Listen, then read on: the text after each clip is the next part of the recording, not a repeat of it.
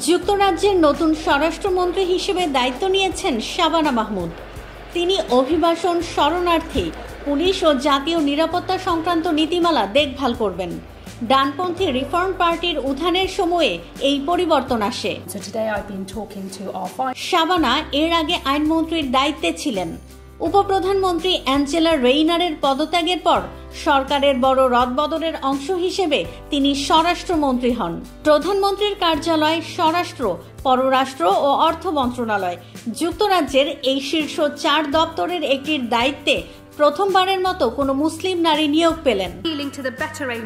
বার্মিংহামে জন্ম নেওয়া শাবানার পরিবার পাকিস্তান নিয়ন্ত্রিত কাশ্মীর থেকে আসা। তিনি দীর্ঘদিন ধরেই ফিলিস্তিনিদের অধিকারের পক্ষে সোচ্চার।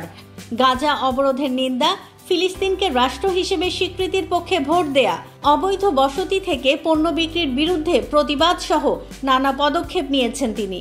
তবে সবসময়ই দলীয় নেতৃত্বের সঙ্গে ভারসাম্য রেখেছেন, যা মাঝে মাঝে সমালোচনার জন্ম দিয়েছে। 2024 সালের নির্বাচনে গাজার ইস্যুতে স্বতন্ত্র প্রার্থীর কাছে তার ভোটের ব্যবধান কমে আসে। সমালোচকরা বলছেন, ফিলিস্তিন নিয়ে তার অবস্থান সবসময় স্পষ্ট নয়।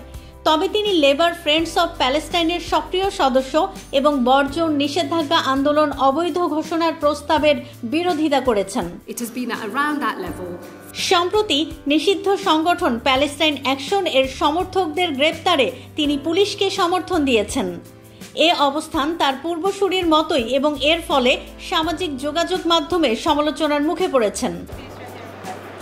এখন তার সবচেয়ে বড় চ্যালেঞ্জ হবে নিরাপত্তা, শরণার্থী ও ফিলিস্তিন ইস্যুতে ভারসাম্য বজায় রাখা এবং লেবার পার্টির কমতে থাকা জনপ্রিয়তা পুনরুদ্ধার করা। ওয়ালটন এখন দেশের সীমানা পেরিয়ে পৌঁছে গিয়েছে 50টিরও বেশি দেশে। ওয়ালটন, ঘরে ঘরে, বিশ্বজুড়ে।